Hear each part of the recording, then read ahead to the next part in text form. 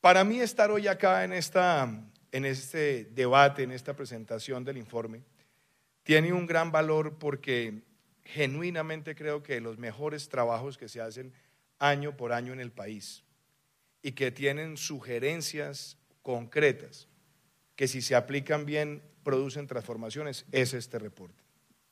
Y más que el reporte es la red, el sistema de competitividad, sistema que queremos darle muchísimo impulso desde el gobierno nacional.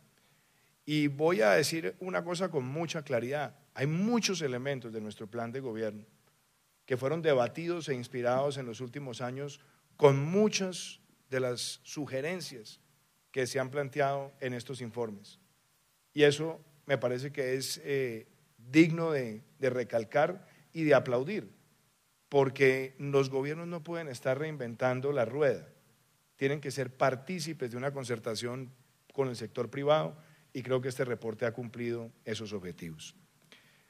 Yo quisiera plantear varios interrogantes hoy.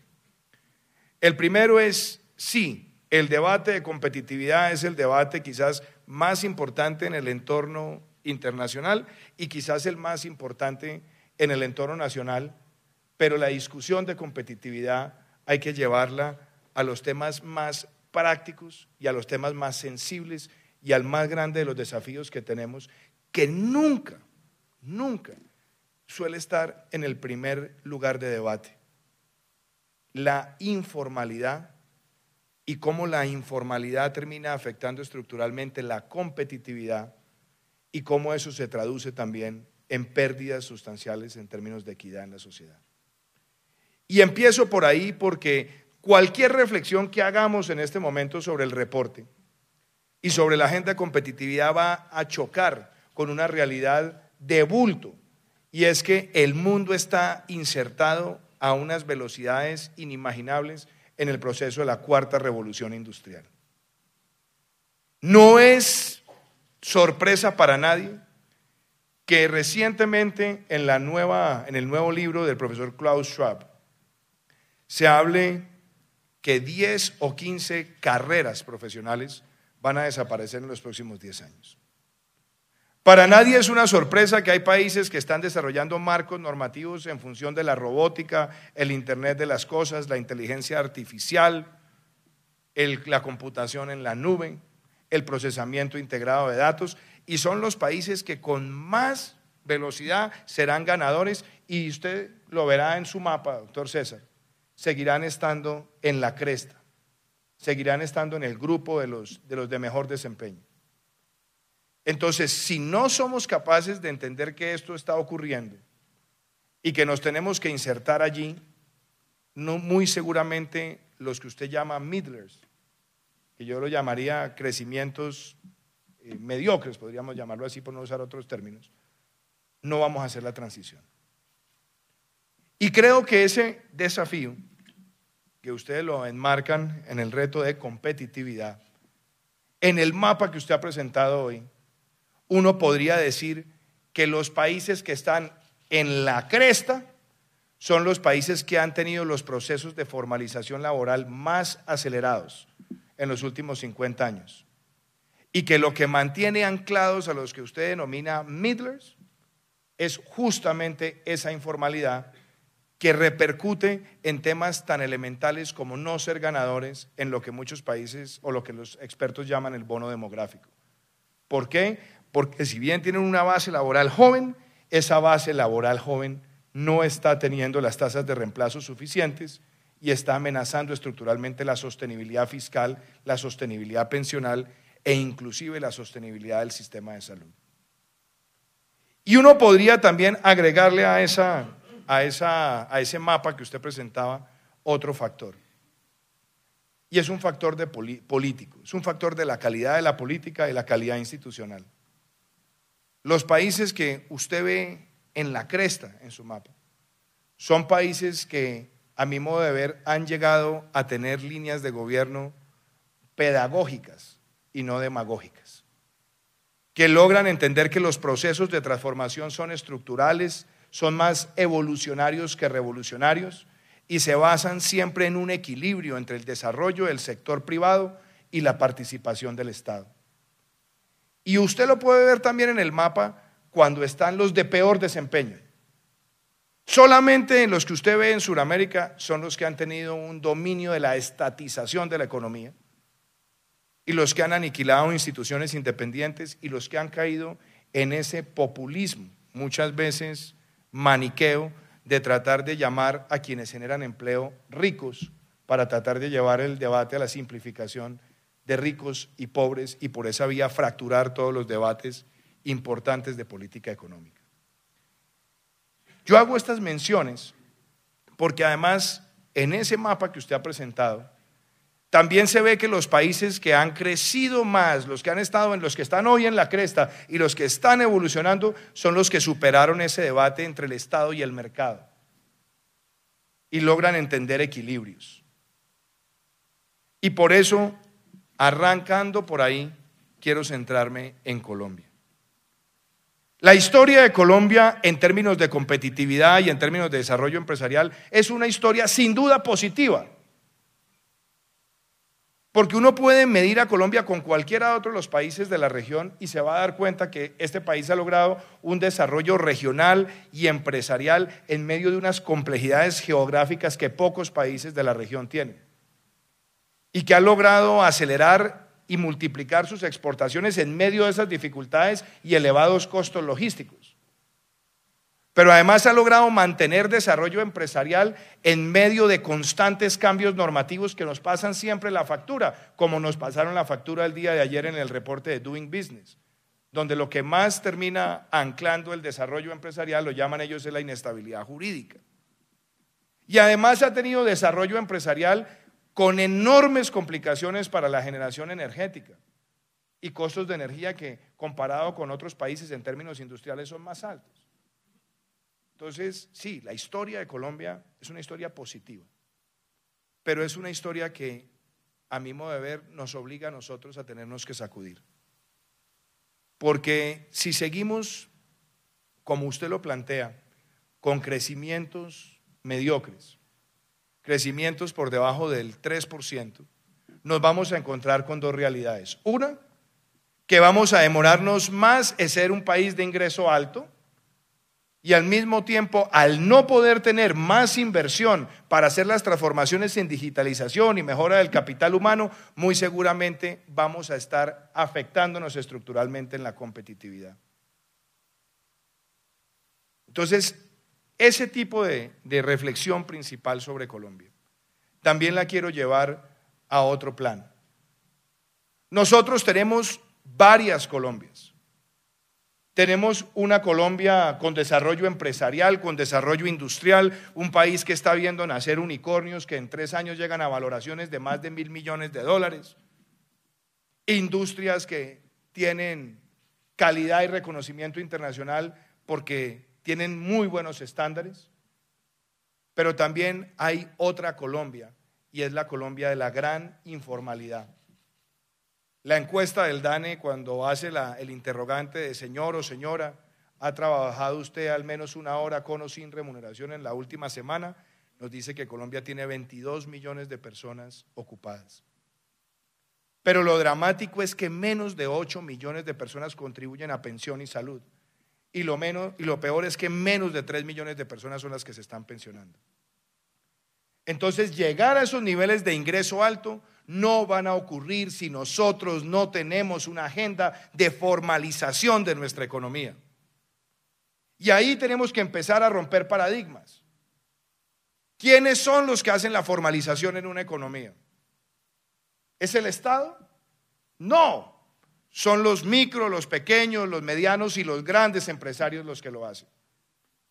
Y para hacerlo necesitan un entorno normativo, institucional, logístico, administrativo, de supervisión, de papeleo, que permiten hacer progresos. Y si no, nos quedaremos estancados. Y yo le acepto, además con mucha gratitud, esas 6 observaciones que usted ha planteado, pero en el marco de las 6 observaciones yo también quiero plantear una aquí. Si queremos formalizar, si queremos que haya un gran desarrollo empresarial, nosotros no podemos seguir con el mismo sistema tributario que tenemos. Un sistema tributario donde más del 75% del recaudo de impuesto de renta recae sobre menos de 3.000 empresas. Un sistema tributario que no le permite a las empresas descontar el 100% del IVA que se paga por inversiones de capital. Y adicionalmente otra serie de impuestos en los cuales no hay deducciones que también terminan generando una mayor afectación por vía de una tasa efectiva mucho más alta, y me refiero particularmente a impuestos como el gravamen a los movimientos financieros, como el ICA, y también agregarle otros para impuestos, que los llamo así por los costos de supervisión que tienen que ver con el exceso de normas y de regulaciones. Y no podemos seguir viendo al sector privado como la fuente de ingresos fiscales, donde cada 2 años estamos procediendo con reformas al marco normativo tributario para ver si gastamos un poquito más, porque lo que estamos perdiendo es competitividad y se ve reflejado en los índices globales. Entonces, ¿por qué quiero conectar esto con equidad y con formalización? Porque las mejoras que se le hagan al sistema tributario colombiano tienen que estar orientadas hacia la equidad, tienen que estar orientados a que haya más personas trabajando formalmente. Y nosotros queremos dar ese paso, y queremos darlo también en el marco de unas discusiones que son necesarias. Ayer radicamos el proyecto de ley de financiamiento, un proyecto de ley que acompaña al presupuesto nacional para financiar los gastos que el Estado necesita. Nosotros teníamos un presupuesto que fue presentado en el mes de junio, no por el gobierno entrante, sino por el gobierno saliente, que fue además radicado ante el gobierno saliente, y llega un nuevo gobierno con un nuevo Congreso a iniciar una discusión, donde entre otras cosas teníamos una reducción de más de 8 billones en el presupuesto de inversión, y teníamos un aumento del servicio de la deuda de 18 a 36 billones de pesos, por vencimientos que se tenían que dar en el 2019 bastante altos. ¿Qué decidimos en el gobierno? Lo primero, resolvamos el tema de esos picos y esos vencimientos, y se hicieron unas operaciones de deuda muy exitosas, que por cierto quiero expresárselas a ustedes de esta manera. Nosotros logramos emitir cerca de 2.000 millones de dólares, y las demandas, las solicitudes fueron de 9.700 millones de dólares, lo cual muestra la gran confianza que hay en un país que ha tenido estabilidad en sus normas, por lo menos fiscales, que ha tenido un sector empresarial creíble y una institucionalidad que, a pesar de todas las turbulencias, da tranquilidad. En ese contexto se cumplió la primera parte. Y lo segundo es que nos dimos a la tarea de identificar cuáles de las misiones centrales de los ministerios no tenían el suficiente financiamiento, y ahí es donde empezamos a asignar recursos, no tanto pensando en la agenda nuestra inicialmente, sino entendiendo que aquí tenemos que garantizar la red de seguridad social que ha sido instituida en el país. Ahí están las familias en acción, ahí está el régimen subsidiado de salud, los subsidios de gas, los subsidios eléctricos, toda una red de protección social que no podemos dejar caer, y que la acompañan retos importantes como poder facilitar el proceso de reincorporación de quienes estuvieron en la violencia y ahora quieren entrar a proyectos productivos. U otra, el tener la capacidad de absorber un choque atípico que casi nunca está en el gran debate de los economistas, que es haber recibido cerca de 1 millón de migrantes en menos de 2 años. Otro choque importante a Colombia. Entonces nos dimos esa tarea y le dijimos al Congreso: muy bien, aprobemos el presupuesto. Mantuvimos el monto que recibimos, pero hicimos una distribución donde hay cosas importantísimas, como haber aumentado en un 48% el presupuesto para el programa de alimentación, como hablarle al país de un nuevo programa de educación superior que incorpore gratuidad, fortalecimiento de la base, más inversión, que nos permita tener unos programas de capacitación de los maestros, que nos permita además hacer una transición de la profesionalización de los normalistas, por mencionar algunos. Entonces se hizo un gran esfuerzo para mantener esa red social, para aumentar el presupuesto en los sectores de mayor transformación en capital humano, como ustedes lo plantean, y hacerlo además en el contexto del cumplimiento de la regla fiscal, que es otro de los pilares que generan una gran observación de los mercados internacionales. Y ahora, si queríamos cumplir esos objetivos, ¿qué esperamos de la ley de financiamiento? No que siga en la típica de buscar los recursos inmediatos para ver si nos volvemos a ver en 2 años en la discusión, sino aprovechemos esta oportunidad y hagámosle reformas estructurales al sistema tributario. Y aquí queremos decirle al país con claridad: queremos un país de micro, pequeños, medianos y grandes empresarios que formalicen, y para formalizar queremos bajarle las cargas que golpean fuertemente en las tasas efectivas de tributación, permitiendo descontar el 100% del IVA en los bienes de capital, hacer descuentos importantes en los gravámenes de los movimientos financieros, en el ICA. Eso también acompañado una reducción de la tarifa nominal. Y buscar esa compensación donde hemos identificado que no se está contribuyendo lo suficiente, en niveles elevados de ingreso personal de más de 35 millones de pesos mes, que no lo hacemos ni con populismo ni con persecución, sino llevando unos niveles justos de tributación. Y estamos al mismo tiempo buscando la formalización de los más pequeños, extendiendo una figura que antes se llamaba monotributo, pero que no tuvo tanto éxito porque estaba muy limitada en los ingresos que se contemplaban como la base del impuesto, poderlo llevar por lo menos a 2.800 millones de pesos, y eso permite que muchas empresas pequeñas también puedan estar allí participando. Nos la queremos jugar por corregir inequidades en el sistema tributario. Claro que las discusiones del IVA son complicadas, pero lo que queremos es que se corrija una realidad de bulto, y es que las personas de mayor ingreso son las que más se benefician mes a mes cuando hacen mercado de los bienes exentos y excluidos, en detrimento de los de menor ingreso. Y queremos introducir, sí, un mecanismo de anticipo, de compensación para la población más vulnerable, que usted lo va a ver, doctor César, siguiendo eso que usted muestra en su presentación, tiene un impacto muy positivo en términos de coeficiente de Gini, porque focaliza mejor los recursos. Y sin duda tenemos que hacerlo cada vez mejor. Pero no nos quedamos solamente allí. Queremos una DIAN que también responda a ese principio de digitalización, profundizar la facturación electrónica, tener una mejor fiscalización donde están las principales líneas de evasión, seguir persiguiendo capitales que estén ocultos en el exterior, pero también permitiendo una normalización que en los últimos años ha generado más de 1.5 billones de ingresos. De utilizar las dos herramientas.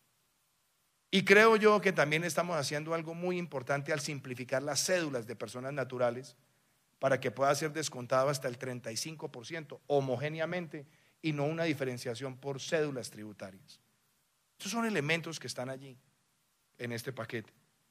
Pero el paquete no se queda solamente en la arquitectura tributaria. Tenemos que asumir un reto como país, apreciados amigos. Y es que sí, estas cosas toman esfuerzo, claro que lo toman, y claro que también el gobierno tiene que dar ejemplo apretándose el cinturón. Y yo les puedo decir hoy a ustedes que la meta que queremos en términos de reforma del Estado, de eficiencia del Estado, de digitalización, de racionalización de las nóminas, también tiene que llevarnos a que en estos 4 años tengamos ahorros ojalá superiores a los 7 billones de pesos, empezando en el 2019 con un ahorro de 1.2 billones de pesos, para que se vea también ese esfuerzo de parte del Estado. Y estaré firmando en los próximos días una directiva presidencial donde también hacemos un programa de austeridad para racionalizar nóminas, que no tengamos nóminas paralelas crecientes en muchas entidades, que además le pongamos fin a muchas de esas expansiones sin justificación en las nóminas paralelas, que tengamos controles en los gastos de funcionamiento, en los viáticos, en el manejo administrativo, en las delegaciones, en los esquemas de seguridad, empezando por el del presidente de la República. Pero que le hablemos al país de esa convergencia entre los esfuerzos que tenemos que hacer en un lado y también lo que tenemos que hacer en la administración.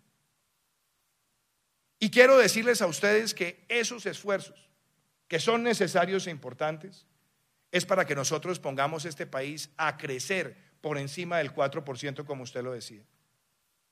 Nos tardaría llegar a los $26,000 en 30 años, creciendo al 4.7. Podríamos lograrlo en 20 años creciendo al 7. Prometer crecimientos del 7, pues eso ustedes saben la dificultad que trae. Pero lo que sí tenemos es que poner esta economía a crecer por encima del 4 y casi que año tras año ir buscando elevar esa meta. Y todo esto para recaudar más e invertir más en lo social. Porque si queremos hacer la transformación competitiva del país, tenemos que darnos cuenta que en las zonas rurales de Colombia, un estudiante está en promedio 5.4 años y en las ciudades 9.6. Si queremos hacer esa transformación, hay que profundizar la formación técnica y tecnológica y tener doble titulación, y queremos acelerar esos programas. Y también que en el financiamiento de la educación estén las técnicas y las tecnológicas bien valoradas. Usted mencionaba en esos 6 puntos que tomé atenta nota el tema de digitalización y el tema de eliminación de trámites. Esto nos lo hemos tomado en serio, queridos amigos. En menos de 90 días lanzamos el programa Estado Simple Colombia Ágil. Hemos intervenido ya 50 trámites para eliminarlos, digitalizarlos, racionalizarlos. Llegaremos a 100 antes de terminar el año y tendremos 900 trámites mapeados e intervenidos para el 7 de agosto del año 2019. Hemos puesto en marcha las fábricas de productividades del Ministerio de Comercio con las cámaras también para ver cómo le mejoramos a las empresas la capacidad de generación de valor.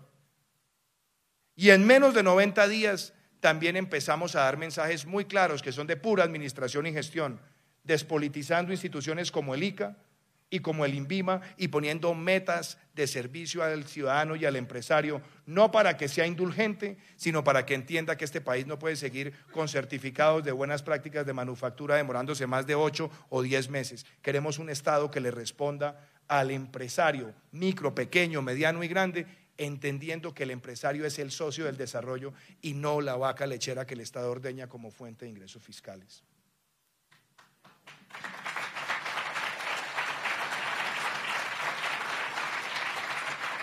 En menos de 90 días, en términos de competitividad, le presentamos al Congreso una ley para las TICs que permite que desregular, como se está dando en el mercado internacional, en el entorno internacional, pero que esa desregulación invite a la inversión y que esa inversión se traduzca en una mayor penetración del Internet de alta velocidad y del Internet móvil.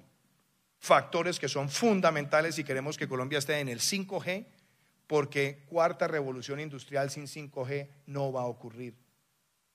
Ese marco normativo que se presenta me parece a mí que es vital, fundamental, para que nosotros aceleremos la competitividad del país. Y quiero también hacer una referencia a ese Estado digital. Nosotros tenemos la Alta Consejería para la Transformación Digital del Estado en cabeza de Víctor Muñoz y estamos buscando todos los días cruzar mejor la información y las bases de datos del Estado. Tenemos muchísimos sistemas en el Estado que no se conectan entre sí.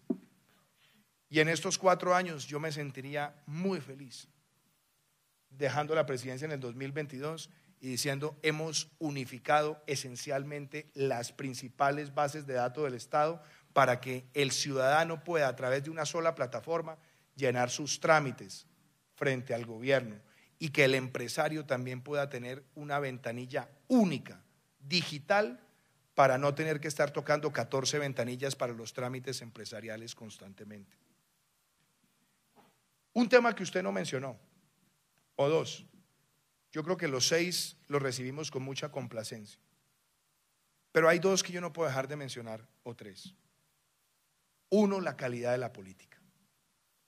Si nosotros queremos pasar de ese nivel medio a un nivel alto, tenemos que enaltecer la política y tenemos que transformar la política y tenemos que buscar que más personas que tengan idoneidad temática participen en los debates del Congreso. Y yo sé, Muchas personas piensan que las reformas tienen que ser faraónicas. Yo no creo. Nosotros presentamos una reforma política el 7 de agosto, el 8 de agosto. Y esa reforma política tiene dos cambios que a mi modo de ver son trascendentales y los logramos. Uno, la eliminación del voto preferente y que tengamos las listas cerradas para llegar al Congreso de la República con una democratización de los partidos que permita que la política no dependa del financiamiento individual de cada candidato, sino que los partidos tengan ese manejo y los partidos se preocupen por llevar personas capaces y con conocimiento al Congreso de la República. Esa reforma, si la logramos, apreciados amigos, contribuye muchísimo a la lucha contra la corrupción y contribuye muchísimo con la depuración institucional del país. Y la otra la quiero mencionar en dos frentes, en legalidad. Nosotros necesitamos hoy en Colombia enfrentar el contrabando con toda la determinación. El contrabando es otra de las grandes amenazas a la competitividad de nuestro país. Más de 7.000 millones de dólares al año. Y no podemos seguir pensando que el debate es con el pequeño que tiene más de 50 o 60 millones en una pequeña bodega en alguno de los centros de almacenes de la ciudad. Nos estamos tomando esto en serio y hace 2 días empezamos con uno de los operativos más agresivos que se han hecho, capturadas 16 personas de una red de contrabando técnico que estaba entrando al país, marcas con precios artificiales, y empezamos a dar ese mensaje. Y ayer capturamos otra red de contrabando de gasolina. Vamos a hacer la lucha contra el contrabando uno de los principales pilares de legalidad y defensa de la competitividad de nuestro país. Y lucha contra la corrupción.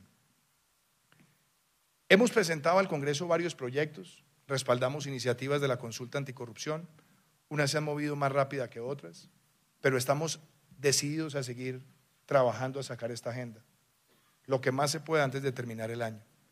Usted no lo mencionó, doctor César, pero ahí hay una amenaza a la competitividad. Cada vez que hay un trámite amañado, cada vez que a alguien se le pide una habilitación, cada vez que en alguno de los despachos públicos tenemos unos ejes de discrecionalidad que no están sistematizados, estamos profundizando la corrupción. Nosotros estamos con este paquete legislativo haciendo una parte y otra la vamos a manejar desde el gobierno, y quiero que ustedes hoy conozcan de boca mía que en los próximos días vamos a firmar un paquete de decretos de meritocracia para la selección de los cargos directivos de las instituciones del Estado a nivel regional, transparentemente, para que todo el país pueda evaluar nuestro comportamiento.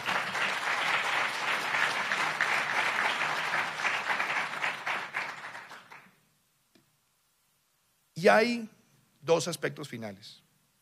Usted mencionó la competencia. Sí, este país tiene que ser un gran defensor de la competencia, y yo creo en una superintendencia de industria y comercio que combine la pedagogía también con las sanciones. Pero necesitamos que el marco sancionatorio sea mucho más transparente, y queremos que esa SIC se fortalezca y fortalezca también la posibilidad de darle plenas garantías a todos los participantes en los procesos, justamente para prevenir las situaciones de juez y parte.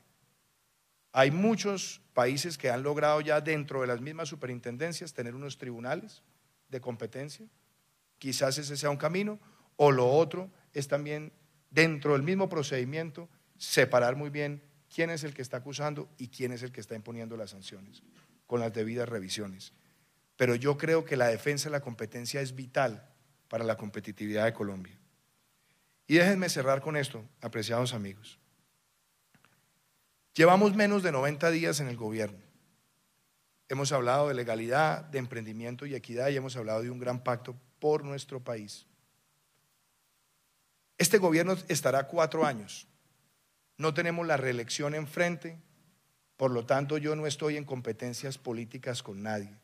Lo que me interesa es hacer las cosas bien y responderle a este país tomando decisiones que la beneficien en el largo plazo, en el mediano plazo y en el corto plazo.